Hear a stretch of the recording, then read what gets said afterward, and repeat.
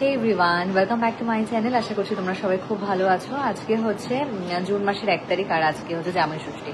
তো সকাল থেকে একটা মিনি ব্লগ শুট করে নিয়েছি, শেয়ার করবো তোমাদের সাথে। আর এখন বাজছে 1টা মতো। তো আমি একটু নেল পালিশ করবো জন্য দুটো নেল পালিশ নিয়ে বসেছি। এটা হচ্ছে পায়ে দিব আর এটা হচ্ছে হাতে দিব। চলো পরে নিই। এই যে নেল পালিশগুলো দেখতে পাচ্ছ, এগুলো আমার বিয়ের সময় কেনা।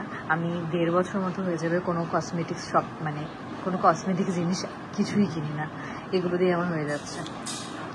এখানে আমার নেল পালিশ পরা হয়ে গিয়েছে। একটা ভিডিও এডিট করে নিয়েছি, মিনি ব্লগ। জামাই ষষ্ঠীতে আমাদের বাড়িতে নিয়ম পাখার মধ্যে নতুন জামা কাপড় দিতে হয়। তো মা এখানে আমার জন্য বাটিকে 3 পিস কিনে এনেছিল। আমি মাকে যদিও বলেছিলাম যে আমি এবার জামাই ষষ্ঠীতে কিছুই নিব না, তুমি রেখে দাও আমার যেটা বাজেট সেটা। কারণ হচ্ছে আলমারি ভর্তি নতুন জামা কাপড় রয়েছে যেগুলো এখনো পরে শেষ করতে পারিনি। তারপরেও মা গিয়ে বাটিকের 3 পিস নিয়ে এসেছে। আর বাটিকের জিনিসগুলো এমন হয় যে খুব কমফোর্টেবল হয় আর আরামদায়ক, তো পরাই যায়, রাফিউজের জন্য দরকার হয়। তো মা এখানে দুটো 3 পিস নিয়ে এসেছিলো সেম কালারের। লাস্টে যেটা প্রমি দেখালো ওটা আমি নিয়েছি, আর এই বাটিকে শাড়িটা নিয়েছিল দিদুনের জন্য।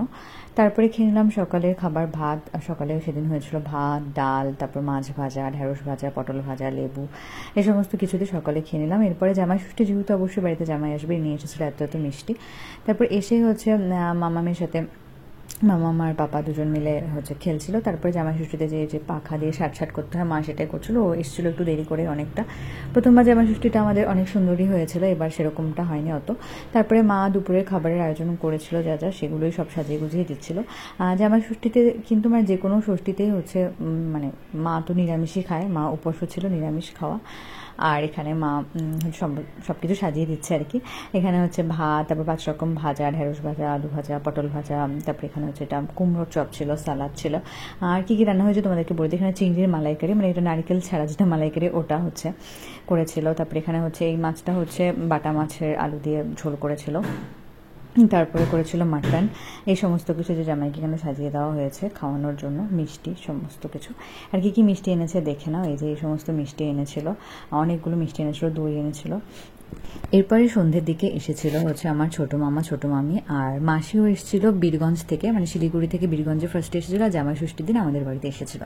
তারপর সন্ধ্যেবেলা সবাই একসাথে চা খেলাম। চা খাওয়ার পরে হচ্ছে মাসি কী কী এনেছিল সেগুলোই দেখছিলাম। এই ছোটো ছোটো ক্লিপগুলো, এগুলো মামামের জন্য। তারপরে এটা হচ্ছে একটা চাবি রিং, এই যে বক্সটা হচ্ছে ডায়েরি, এগুলো হচ্ছে পাঠিয়েছিল মামামের মামি শিবার জন্য, মামামের এদের জন্য। আর এখানে দেখো এই রামপারটা এনেছে আমার মাসি, আর স্কার্টটা এই দুটো মামামের জন্য মাসি এনেছে।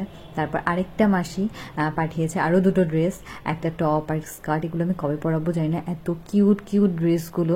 তারপর আরেকটা হচ্ছে ইয়েলো কালারের ফ্রক, দেখতে পারবে, ওটা হচ্ছে পাঠিয়েছে আমার জেঠি। তো এটা তো অনেক বড়, মানে সবগুলো জামাই বেশ অনেকটাই বড়, তো অনেকটা বড় হলেই মনে হয় পরাতে পারবো, জানি না কবে পরাতে পারবো, পরলে তো অবশ্যই শেয়ার করবো, কেমন লাগলো জানিও। আর এই সুন্দর শাড়িটা হচ্ছে জামাই ষষ্ঠীতে মায়ের গিফট, মায়ের জামাই পছন্দ করে এনেছে, কেমন লাগলো অবশ্যই জানিও।